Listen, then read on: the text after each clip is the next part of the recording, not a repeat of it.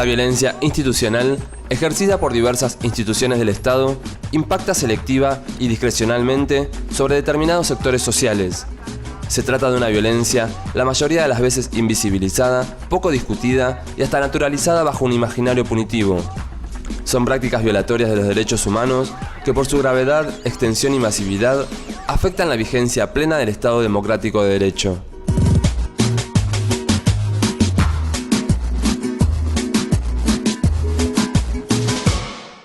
Las fuerzas de seguridad hoy por hoy están al servicio de un sector que tiene que ver con el sector, digamos, los ganadores, ¿no? de algún modelo, tanto el liberal como hoy por hoy también muchos sectores que han ganado. Y a las barriadas, a los pibes de los barrios, a los que sufrieron de alguna manera el abandono y del Estado, que se achicó y se retiró de sus funciones, ese lugar ha sido ocupado por la policía. Han ocupado el territorio, es el territorio que el Estado abandonó, y en ese territorio las policías han logrado de alguna manera imponer si se quiere, su dinámica, su lógica, y en esa lógica, bueno, y en ese Estado que se retiró, se han construido relaciones que beneficio y económicas, digamos, ¿no? Entre el delito, si se quiere, y las fuerzas policiales. No, nosotros lo que vemos como política de seguridad es una intervención de las fuerzas policiales sobre los barrios carenciados, digamos, de intervención y de represión. No hay una política de seguridad preventiva y de forma igualitaria.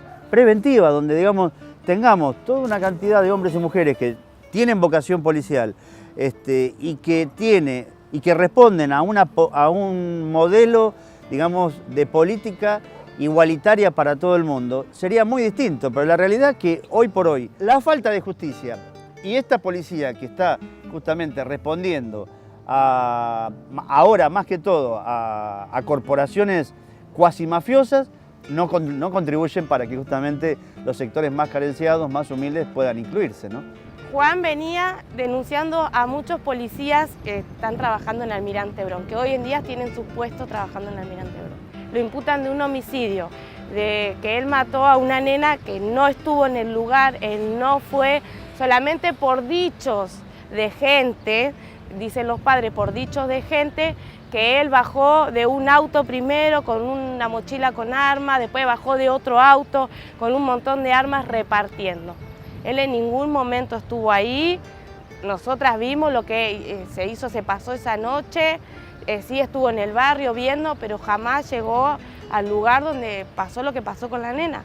Lo que nosotros vivimos en los 90 con la violencia institucional, el gatillo fácil, hubo no digo que hubo un parate total, pero disminuyó muchísimo el mal accionar policial porque había un control político. Había un control político con un proyecto definido, concreto, y había un control de políticos civiles sobre la policía. Eso terminó y empezó nuevamente. O casualidad, se dan en La Matanza situaciones paradigmáticas como la detención de Gabriel Blanco, en la cual fue torturado, golpeado y simularon un ahorcamiento, ¿no? Justamente ese joven también había sido reclutado por la misma policía de la comisaría de San Carlos para robar y él se había negado. Y él tenía antecedentes, digamos, y él se había negado a robar para la policía.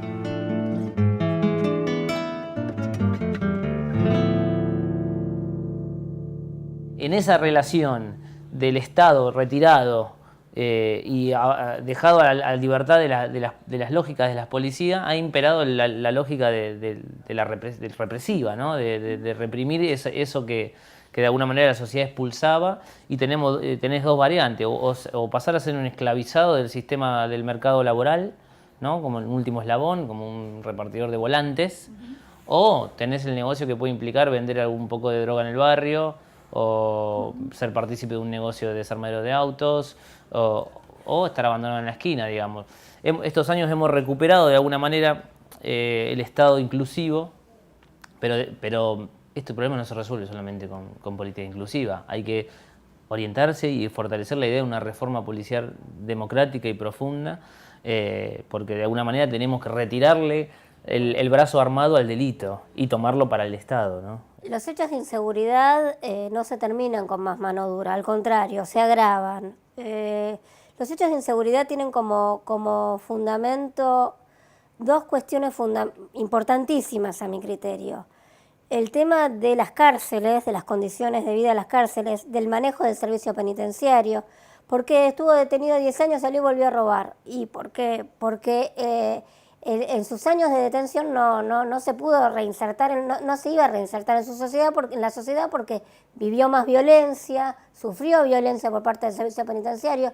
El servicio penitenciario es generador absoluto de violencia, con lo cual eso genera más violencia. Y si nosotros nos tomamos en cuenta por qué los hechos de inseguridad actuales son cometidos la mayoría de las veces por gente que ya tiene antecedentes y ya estuvo detenida, tiene que ver con eso. El detenido es un receptáculo de violencia que cuando sale la vuelve a generar. Sería fácil comprobarlo si uno va a una cárcel. Uno en realidad tiene que ir a la cárcel y al barrio.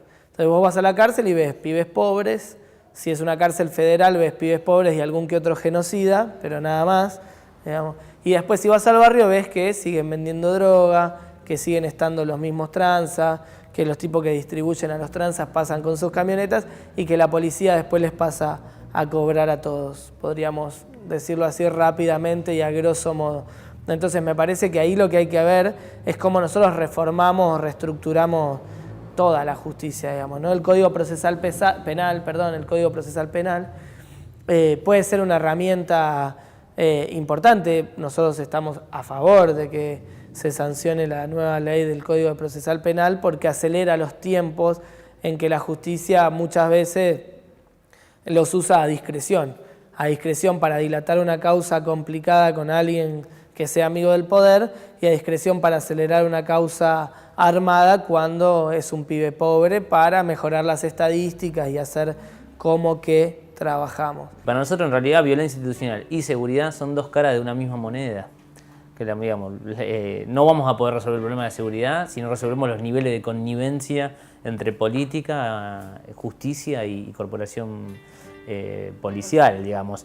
Los barrios y el delito y la policía construye una zona, decimos con una frase de Javier Aullero, que es una zona gris, en donde no hay ganadores ni perdedores. Hay intereses entrelazados económicos que tienen que ver con el delito y con el financiamiento que se obtiene gracias al delito organizado.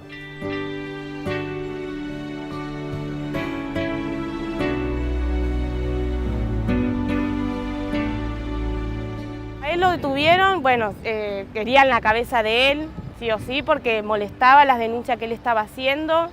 A él lo que le estaban haciendo era torturándolo, le estaban pegando de una manera siniestra. Es más, le quisieron poner un arma, no pudieron porque había mucha gente.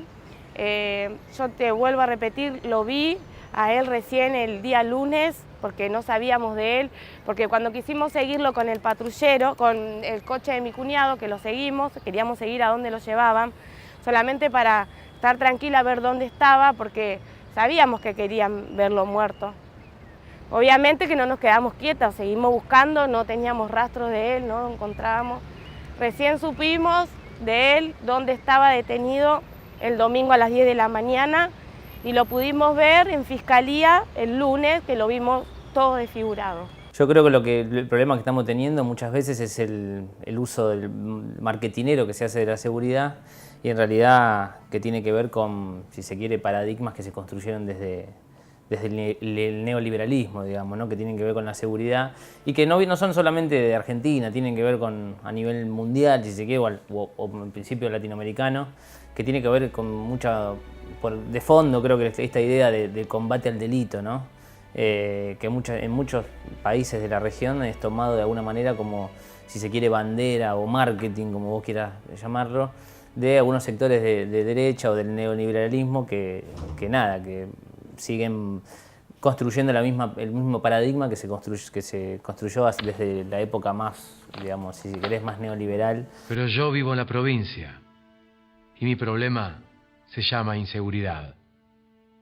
Mi solución de Narváez Macri. Hemos avanzado en muchos derechos, hemos conquistado muchos derechos, pero a nivel de seguridad creo que todavía tenemos una cuenta pendiente de la democracia en el poder hacer una reforma integral de las policías, no solo federales, sino las policías provinciales, sobre todo, ¿no? Digamos, la federal de última ha estado atada a algún manejo más político, cuestión que en las provincias no vemos totalmente flexibles, digamos. La corporación policial ha recuperado niveles de autonomía y, digamos, de alguna manera se construye, yo creo, con tres patas muy claras. Uno es la policía, por otro lado la justicia, que blanquea esa red de intereses que manejan las policías en el territorio, y después por otro lado los medios de comunicación, que son los que de alguna manera estigmatizan y construyen ese sentido común.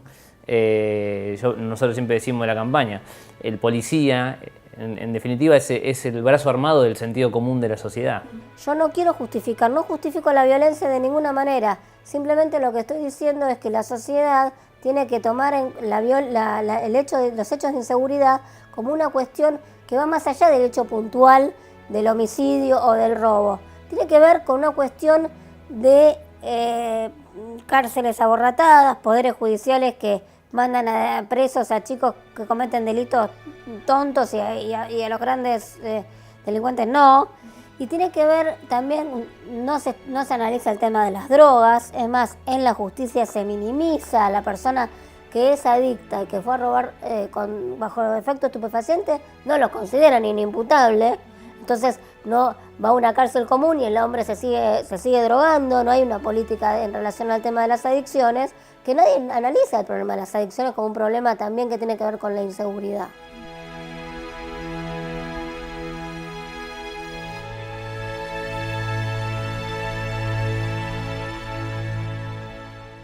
La verdad que ahí con la justicia nosotros tenemos un problema que es estructural, que tiene que ver con el componente de la justicia, los sectores que integran la justicia, los magistrados, pero que también tiene que ver con la estructura de la justicia y el funcionamiento de la justicia. Y si vamos a hablar de causas armadas como una de las problemáticas resultantes de este mal funcionamiento de la justicia, hay que ver distintas perspectivas, digamos. Por un lado, la perspectiva de clase, digamos, ¿no? Las causas armadas siempre son sobre los sectores populares, digamos, ¿no? Queremos justicia tanto para Moreno, porque es inocente y está pagando algo que no tiene que pagar, y nosotros queremos que se aclare y que la nena descanse en paz, ¿no? Que agarren al verdadero culpable, el que tenga que ser que lo pague. Pero Juan Manuel no tuvo nada que ver, él no estuvo en ese lugar y él no presenció la muerte de la nena, él no estuvo ahí. Es lo que más que nada estará pagando por las denuncias que venía haciendo. Que a muchos les molesta, que no que se le indique el camino que tiene que hacer, sino que se le indique las cosas que están haciendo mal. Porque más allá de que ahora estamos luchando contra estos, vemos muchas cosas parecidas. Tanto en la cárcel, en la comisaría, hay muchas madres que están sufriendo.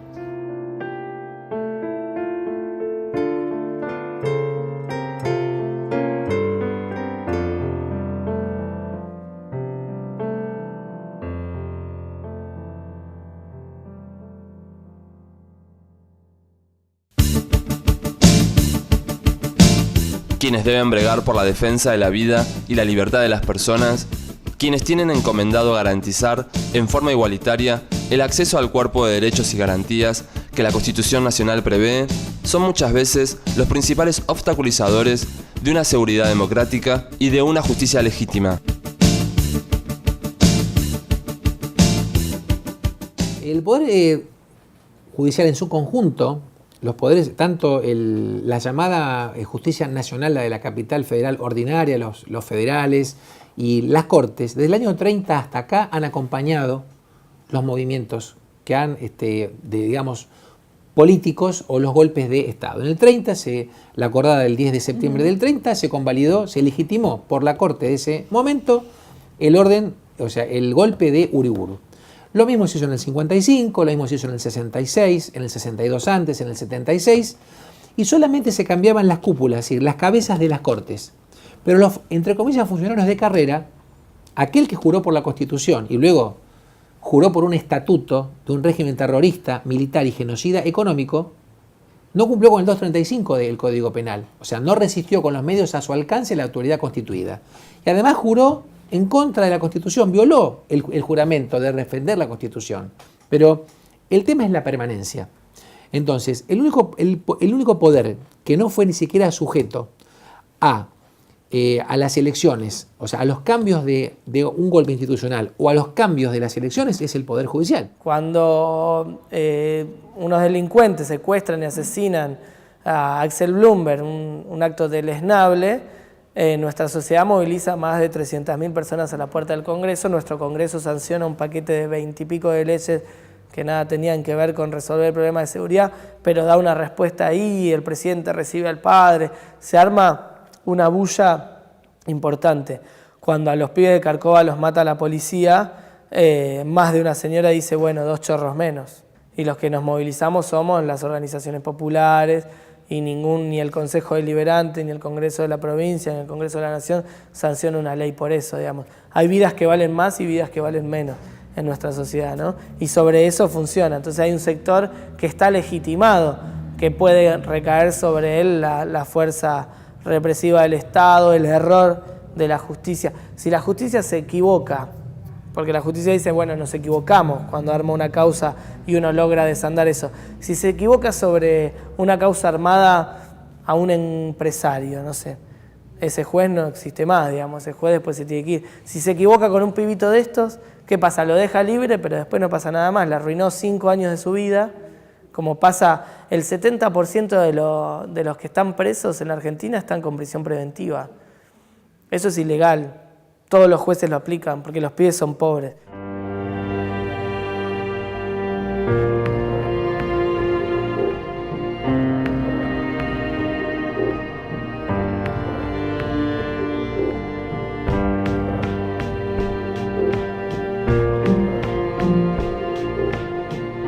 El día 13 de mayo lo detienen y me lo llevan a la comisaría de Centenario junto con su novia, los dos.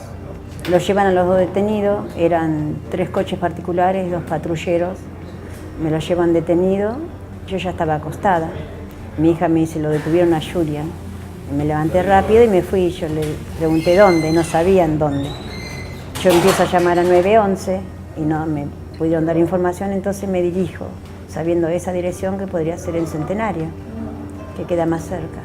Me voy a Centenario con el documento de él, donde un policía me atiende, que no me podía dar información porque lo detuvieron. Estaba ahí y mi hija sintió que alguien gritaba y era él que estaba gritando porque le estaban pegando cruelmente. Lo acusan de matar a Emilio Norberto en un boliche, a la salida de un boliche de Tabasco, de Rivadavia. Sin que él no tiene nada que ver. Es una causa armada, para mí es una causa armada que fueron armando pasando los días, supuestamente porque nosotros no estuvimos ese día, no salimos, mi marido estuvo conmigo todo el tiempo, estábamos en un cumple bautismo esa noche.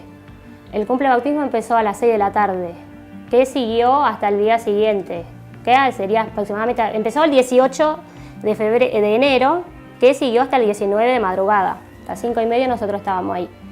Y supuestamente ese día matan a un chico que supuestamente mi marido estaba ahí en el boliche, siendo que nunca salimos, hay testigo que demuestra, testigo tenemos que pueden hablar y lo dan a todos, igualmente la mayoría somos familiar, a todos lo dan por falso porque somos todos familiares, a los testigos que no son familiar ya también lo dan falso. A la novia le revisaron toda la ropa porque ella va a ir a declarar eso que le hicieron porque según le dijeron que a una menor no la pueden tocar. Y a mi hijo, bueno, no tengo desgarrador lo que le hicieron porque lo golpearon de todos lados, entraba uno, lo escupían y la novia escuchó, le pusieron una bolsa en la cabeza, todas clases de torturas. Yo hice la denuncia a tortura, a derechos humanos, en La Plata, fui a todos lados a hacer todas estas denuncias, pero más yo lo que reclamo es por lo que a él le pegaron, lo que le hicieron sufrir y por qué lo detuvieron. Supuestamente matan a este chico, él estaba con 4 amigos, los amigos declaran, en el momento del hecho declaran que no sabían quién era el asesino. Le preguntó a la policía quién era, si lo conocía y no lo conocía, no sabía quién era. Pasó 4 días o 5 días, no sé cuántos días habrá pasado, declaran que sí saben quién fue. que entraron al Facebook de Tabasco, que Tabasco también tiene una página, que entraron al Facebook de Tabasco, encontraron una foto del año pasado, de agosto, que estaba mi marido ahí, con 2 amigos más. En el boliche. En el boliche. Y dijeron fue él. Y de la nada aparece una testigo clave, supuestamente, que estuvo esa noche en el boliche, del momento del día en que mataron a Emilio Norberto, que dice que ella vio cuando mi marido lo amenazó de muerte al amigo. Todo esto pasó después de 5 días del hecho. Y el 5 de febrero llegan a mi casa y lo llevan detenido a mi marido.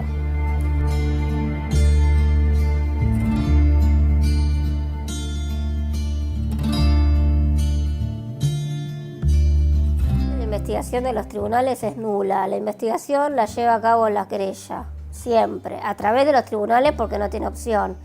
Pero en el 99.9 de los casos es la querella la que investiga, salvo alguno que otro donde hubo de entrada alguna colaboración judicial. En los demás hubo que pelearla hasta el final y a veces se llega a condenas en los que el personal policial quedan libres, quedan en libertad porque la condena no está firme, como en el caso de Lucas Ariel Roldán, que condenaron al personal policial, al autor del hecho a 14 años de prisión y está en libertad porque la condena no está firme, está en casación.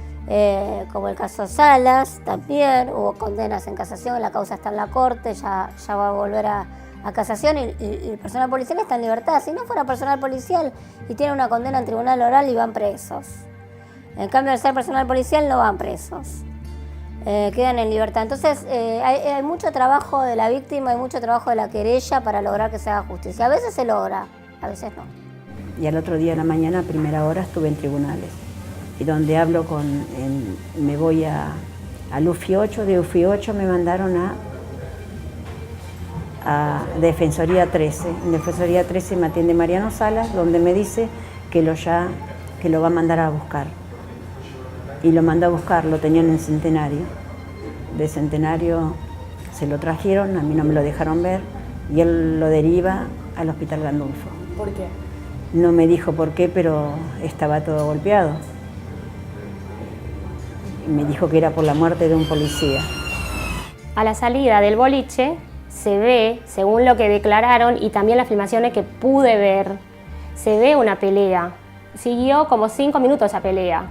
Hay filmaciones todo que lo sigue y de ahí como que se termina la pelea. Cada uno se va, los asesinos suben a la cangu, hay una cangu y los chicos vienen, la víctima, Emilio Norberto, viene, se despide de los Patovica del boliche, se ve claramente en las filmaciones.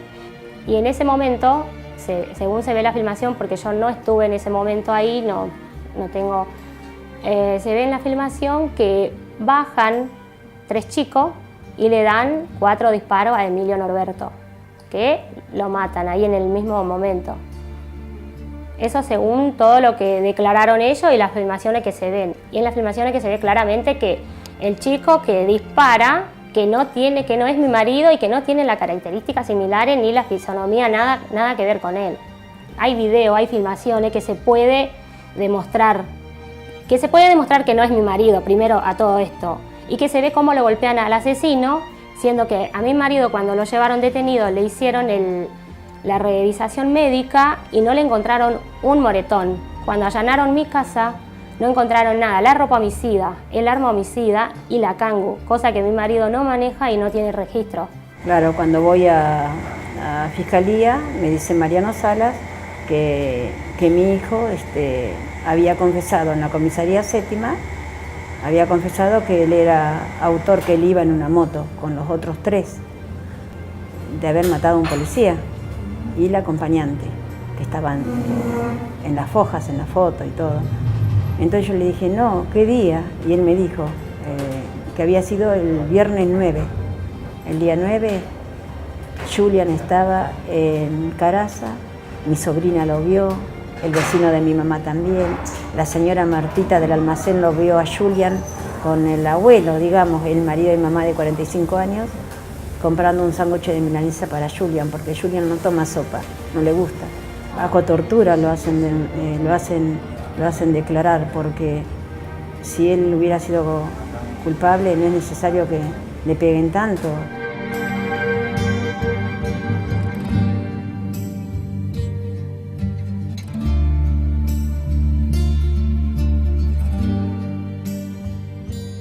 día 16 a la mañana, 6:30 de la mañana, yo me estoy levantando porque me levanto muy temprano, cuando veo 3 cabezas que pasan, no rompen, forzan la puerta de adelante. Y la mía, después a continuación con un arma grande empujan mi puerta y dijo todos al piso. Y yo no me tiré al piso, prendí la luz. El que se tiró al piso fue mi hijo, Elvis. Los policías pasaron 3 para el fondo, entre ellos era Juan José Ayala, y fueron y dejaron el arma en un chaleco rojo de mi hijo, Patricio. Y después vinieron a buscar a mi hija adelante y la llevan otra vez al fondo, donde sacan la ropa del ropero y hacen como que el arma cae de ahí adentro. Y mi hija se dio cuenta, porque los vio mi hija cuando pasaron para el fondo. Después agarraron el lapidabio de mi hija y lo dibujaron en la pared a mi hijo, ahorcado. Así pusieron Julian abajo y a mi hija le pusieron malas palabras, acá tengo la foto. Porque yo saqué foto y la llevé a La Plata, a los policías, la denuncié. Los dibujos que me dejaron amenazantes.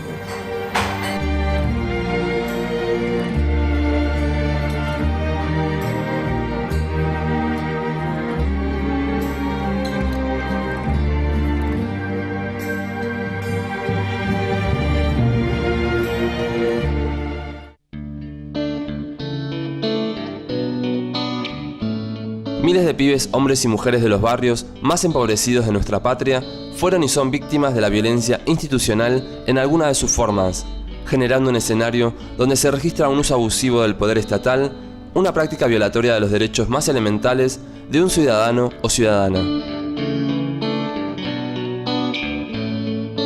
Nosotros decimos, hay una gestión de la inseguridad, o sea, de alguna manera...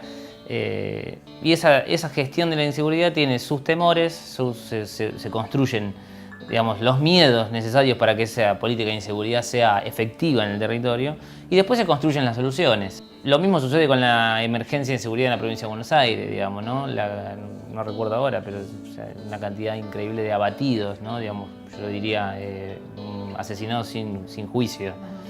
Sería quizás para mí el nombre más correcto de llamarle a esos abatidos, ¿no? Porque nadie les preguntó, nadie los sometió a un juicio. Y son cifras que se difunden y de alguna manera denotan el éxito de una política que tiene que ver con saciar ese sentido común construido, digamos, ¿no? Es decir, bueno, mirá, te matamos 20 negros, de alguna manera estamos cumpliendo. Y que en realidad sigue operando sobre la cáscara esta vacía que venimos discutiendo, digamos, ¿no? Son hechos sistemáticos. Yo diría también, lamentablemente, por ahí aprobados por algún sector de la ciudadanía, esa ciudadanía, digamos, individualista, que la que quiere es que, bueno, que los barrios humildes no existan o que se les pongan alambrados, paredones. Y la realidad es que vivimos en un país que todavía hay un 30% de pobres, hay un 10% de hermanos argentinos y de otros países indigentes. Hay que asumirlo y hay que crear políticas justamente para que cambien. Ahora, políticas de inclusión. Tenemos que organizar algo pacíficamente, pidiendo, rogando seguridad a los argentinos por nuestras vidas. No es una sensación. La inseguridad es un flagelo de nuestra comunidad. Mi hijo tenía 16 años. Iba en un ciclomotor. Y lo atropelló sobre una plaza, que iba en la cuadra de una plaza, un micro policial en contramano y sin luces y venía corriendo a un colectivo trucha, manejado por el sargento Omar Aquilino Díaz de Infantería. Bueno, de ahí mi hijo estuvo 5 días en coma y falleció. El 13 de abril fue el accidente y el 18 falleció. Bueno, el local quedó impune porque el sargento Omar Aquilino Díaz no fue preso, no fue detenido, hicimos muchas marchas, todo, pero no fue detenido. Él fue el 10 de abril del 2010. Yo vengo el 10 de abril de una fiesta, bajo de un remis, me meto adentro de mi casa y había un disturbio en la esquina de mi casa. Bueno, la nena de 10 y la de 13 se quedan mirando. Al ratito viene la nena de 10 corriendo con la nena que no reaccionaba. Yo no entendía nada. Entonces agarra y le digo, ¿qué pasó? Silvano dice, revolvió una botella y lastimó a Milagros, dice. Bueno, salgo corriendo y pido ayuda a un patrullero. me llevan, me trasladan a Lucio Meléndez y bueno, de ahí las trasladaron a la Trinidad de Quilmes. Gracias a Dios, bueno, salió todo bien. A los 3 días vuelvo a mi casa y me golpea las manos un policía. Se llama Nilsen Román, que es de la comisaría número 2 de Bursaco. Estaban haciendo un ambiental. Entonces me preguntan, no, porque los Maidana. Y yo le digo que encima que me lastimaron la nena, me hicieron la denuncia. Y me dice, ¿cómo? ¿A tu nena no le había agarrado un ataque? No, le digo, cuando pasó, le digo, ese lío que había en la esquina, lastimaron a Milagros, le digo, le tiraron un botellazo. Y me dice, vas a tener que hacer la denuncia. No, le digo, porque yo no tuve problema, le digo. Voy a tener problemas si hago la denuncia. Yo no te pregunté si querés hacerla, vas a hacer. Mi hijo estudiaba en la escuela número 10 de Lomas de Zamora, se había recibido de gestión y administración de empresas. Yo trabajo en las ferias de barrio. Y bueno, mi hijo salió ese día, trabajaba conmigo, estaba buscando trabajo, pero trabajaba conmigo en la feria desde los 11 años. Mi hijo salió a invitar a los chicos para el cumpleaños porque mi hijo muere el 31 de enero, mi hijo cumplió el 1 de febrero. Se encuentra en Sisto Fernández con unos amigos a las 6 de la tarde. Esta persona que fueron a invitar, que era Hernán Cabrera, estaba con toda su familia afuera. Estaban sus tíos, sus tías, 2 chicas de la edad de ellos, por eso mi hijo fue ahí. Había varias personas. Mi hijo muere sin saber quién lo mata. Resulta que Hernán Cabrera había tenido un problema, que había tenido una discusión con Matías Leonel Domecq y Emiliano Cristian Echegaray, que son los asesinos de mi hijo. Esta persona, los dos, sin tener ningún respeto por la vida humana, había tiroteado la casa a las 4 de la mañana del día viernes, que la abuela vino a hacer la denuncia a la UFI 15. Después yo me fui enterando todas esas cosas. Compañeros que tienen gorra, a dejarle la muestra acá a la Policía Federal y aplaudirnos entre nosotros porque seguimos la lucha, compañeros. ¡A lo dura! ¡No queremos represión! ¡Debemos parar el pibe!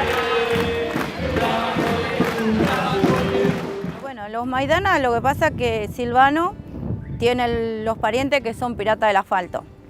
Y bueno, él sabe que levanta un teléfono y cualquier macana que se hace, el cuñado le arreglaba todo, que son los tucumanos. Y bueno, de ahí, cuando pasa todo ese lío, había sido que la policía los había detenido, no sé qué es lo que había pasado, bueno, los detuvo, ellos le dieron una paliza bárbara a los Maidana y bueno, la familia los denuncia por abuso de autoridad. Y ellos usan lo de mi nena para lo de ellos. Y bueno, de ahí empieza el problema, porque después no es que quedó así. Al otro día me vienen a buscar para que yo entregame una carta que tenía que ir al juzgado. Bueno, vengo al juzgado, a las 6 de la mañana me vienen a buscar en un patrullero. Y yo nunca me olvido cuando me dijo la señora Tato, la señora fiscal, me dijo, yo le pregunté, ¿voy a tener problema con esto? Lamentablemente sí, me dice. Y me dice, acordate siempre que el numerito de la causa es la causa de tu hija. Y bueno, y ahí empiezan todos esos problemas. Un lío grande, sí, así a raíz, así empezó. Pues primero nos ponían que nosotros nos tiraban piedra, que nos escondíamos atrás de la gorra, y bueno, llegó un momento que era un infierno. Mi hijo estaba de espalda cuando viene Matías Domecq y Emiliano Cristian Echegaray, hacen entre 13 y 15 disparos con una 9 milímetros. Pero ya anteriormente ya habían tiroteado el domicilio, lo habían empezado a tirotear desde el viernes a las 4 de la mañana, el sábado a las 3:30 de la mañana y mi hijo llega a las 6 de la tarde cuando vuelve a tirotear el domicilio. Mi hijo se encontraba ahí y murió sin saber quién lo mataba porque no los conocía, porque quedó demostrado en el juicio que nosotros ya tuvimos juicio y tenemos un recurso en casación. Yo jamás había pisado tribunales. A raíz de lo que me pasó, hoy es mi segunda casa, porque no nos queda otra más que seguir buscando justicia para que los asesinos no vuelvan a cometer los delitos que están cometiendo. Lo que pasa es que el problema empieza cuando yo salgo de testigo a favor a la policía, porque ellos me hacen hacer la denuncia que salgo a favor de ellos. Entonces después toda esa familia, los Maidana, empiezan a raíz a toda vengarse con nosotros. Y bueno, después el 29 de agosto ya era un infierno, ya nosotros no éramos dueños de nada, porque a veces pedíamos a veces hasta un patrullero para que nos vigilen para poder comprar, porque no podíamos salir a ningún lado. Y bueno, el 10 de octubre sale a hacer un mandado y me dice, mami, voy a comprar. Le digo, no salgas, Romina. Le digo, hay más de 20 personas en la esquina gritando. Yo 5 minutos antes llamé que estaban tirando tiros y amenazaban que iban a matar a todos. Y me dice el policía, ¿no te das cuenta? Me dice que están tirando cohetes. Y le digo, están amenazando, le digo, que van a venir. Le digo, bueno, no, me dice, están tirando cohetes, se va. Y al ratito sale Romina a comprar y me dice, mami, voy a comprar cigarrillo. No salgas, Romy, le digo, hay muchos, le digo. Y vuelvo otra vez y me dice, mami, baja la música, que un día esto van a matar a alguien y vos no vas a escuchar. Y fue así porque la mataron a ella cuando entró, le meten un tiro en el cuello, al padre en la pierna y a ella, al hermano en la mano. Y nunca hicieron nada.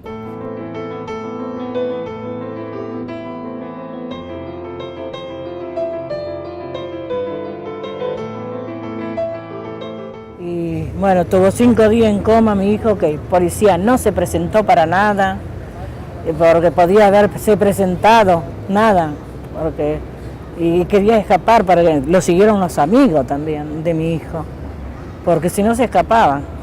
Y bueno, y ahí nosotros, falleció el 18 de abril y después empezamos nosotros a investigar, mi marido empezó a investigar que quién era, el policía, después nos enteramos, vinieron los abogados, todos empezamos a hacerle marcha. Yo quería, sí, lo estaban cubriendo las fuerzas y yo le decía por lo menos que lo saquen de, que no maneje más. Y no, que siguió así, pero nosotros a veces lo encontrábamos y nos seguíamos una vez, le dijimos que le estaban por hacer una marcha en Glau y me saltaba el corazón a mí. Yo dije eso y miro así, y era él, que estaba de infantería pidiendo en una carnicería. Y nos bajamos rápido, veníamos en coche y le digo, asesino, mataste a mi hijo. Yo no, ¿cómo no? Vos sos Omar Aquilino Díaz, le dije. Y agarra y saca el revólver. Para pegar, mentira, no sé, porque lo hizo así. Entonces viene mi marido, cuando lo vio a mi marido, se mete en la camioneta y escapa y lo seguimos. Después hicimos marcha, siguiéndose marcha, pero quedó en la nada, porque siempre lo encontramos y él siguió manejando. No hubo justicia.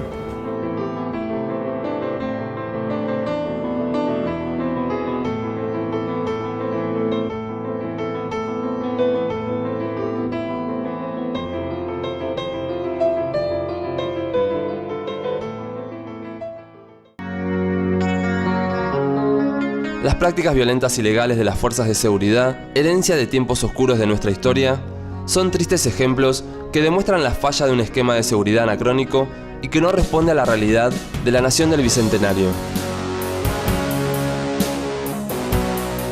Todavía la memoria no nos ha sensibilizado a tal punto de crear mecanismos en esta democracia que estamos construyendo, que todavía es perfectible, para que todo funcione en forma igualitaria y con respeto. Bueno, el caso Luciano da por las claras que esto no es así. Como cuando digo el caso Luciano, yo le sumo 200 casos más en todo el país de gente que está padeciendo también la injusticia de un sistema que funciona para algunos y para otros no. Esto es lo que hay que definir. Y esto cuando uno habla y cuando va a acompañar a un hermano pobre, humilde, a la fiscalía, se da cuenta cuál es el corte ideológico de ese empleado o de ese funcionario. Somos militantes del movimiento Evita y defendemos este proyecto desde que empezó. Pero ¿por qué la idea de la campaña, digamos? Porque para nosotros también esta disputa es disputa de correlación de fuerzas dentro del terreno de la sociedad. Por eso también con la campaña hacemos talleres en las escuelas, en las universidades, declaramos el Día Nacional de la Violencia Institucional, hicimos un seminario con la Universidad de San Martín, con el INCA firmamos un box de videos de violencia institucional. Estamos prontos a sacar una diplomatura de universitaria de la campaña para las universidades nacionales el año que viene.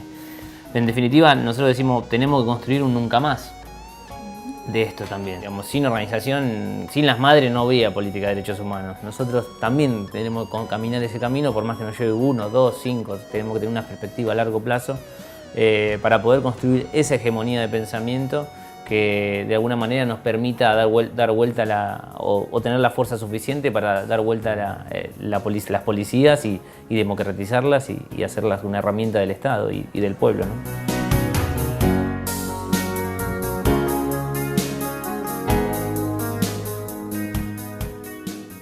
Nosotros tenemos un hijo de 1 año y medio, que por todo lo que pasamos ahora nos perdimos todo. Yo digo, a la policía a nadie le importa nuestro sufrimiento, nuestro dolor, a nadie le importa.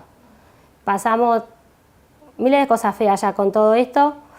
A mí no me dejan hablar, que yo soy la testigo principal, que estuve con él toda la noche. No lo estoy defendiendo porque es mi pareja, no solo por eso, porque yo sé que él es inocente. Yo estuve con él toda la noche y hay miles de gente que puede declarar, mi familia como la familia de él. Todos son testigos. Y es feo vivir esta injusticia, siendo que somos más de miles los que sabemos que él es inocente y no nos creen. No nos creen. Él está en Ezeiza, está alojado en Ezeiza, lo veo los jueves y domingos. Está bien, en ese sentido no está mal. No le pasó nada raro allá, está bien, pero ahora últimamente está ansioso, ya no aguanta más estar encerrado ahí, porque está con miedo que lo condenen por algo que él no hizo. Son 25 años que le pueden dar, de un homicidio que él no tuvo nada que ver. Yo lo que quiero es que se demuestre la inocencia, que hagan bien el trabajo, le pido a la justicia. Salieron testigos todos. Si lo encubrieron hasta los jueces, lo encubrieron todo. Al policía porque era policía, lo encubrieron los jueces todo. Si nosotros nos movimos por todo. Pero bueno, quedó en la nada. Pero es triste perder un hijo, y, ¿viste?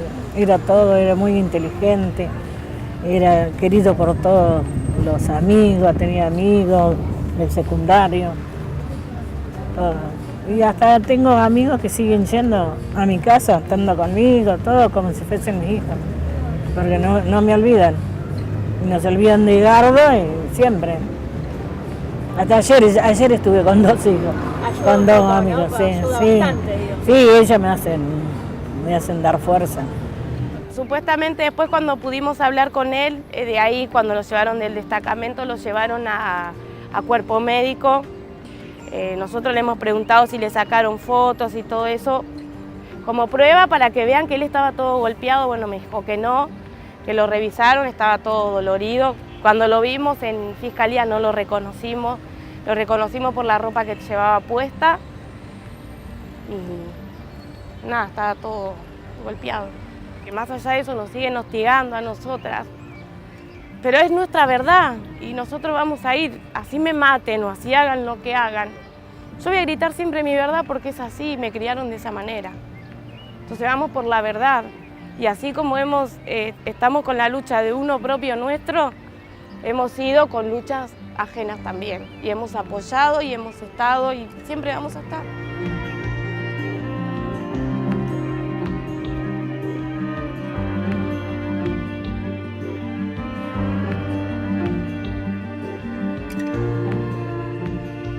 Al revés, fue el hostigamiento de la policía número de Bursaco, siempre con nosotros. Hasta el día de hoy que seguimos, la causa sigue igual. Hoy hay una perimetral con Delia Vidal, que es la madre del asesino de Romina Acuña.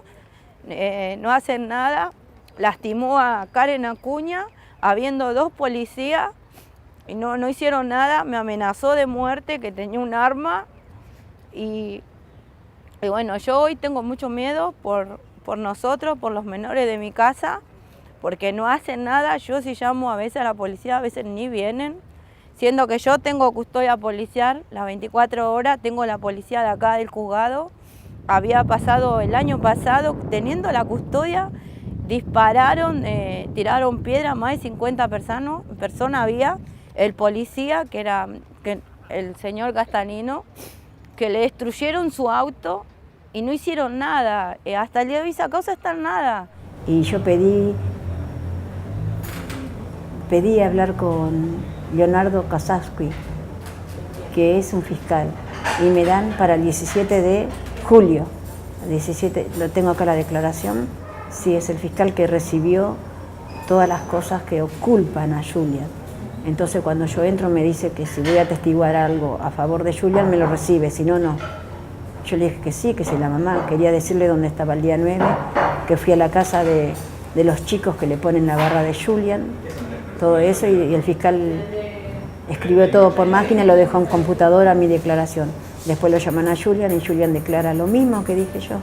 no hay nada que pueda decir que claro, y cuando la novia tiene un poco de miedo tal vez, porque son policías,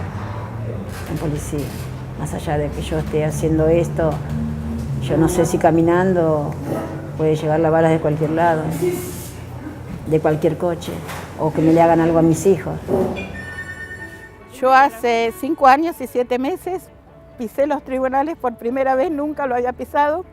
Vengo a buscar justicia por mi hijo, para que todos los asesinos paguen por lo que le hicieron a mi hijo. Y vengo a acompañar a los demás familiares que están pasando lo mismo que yo. No he ido solamente a este juicio, sino he ido a varios juicios. He ido a La Plata, al juicio de Natalia Bellman, a Miramar, a varios juicios. Estos 5 años y 7 meses mi vida es acompañar en los juicios, acompañar a los familiares y pedir justicia por mi hijo, para que nunca más pueda haber otro martirio.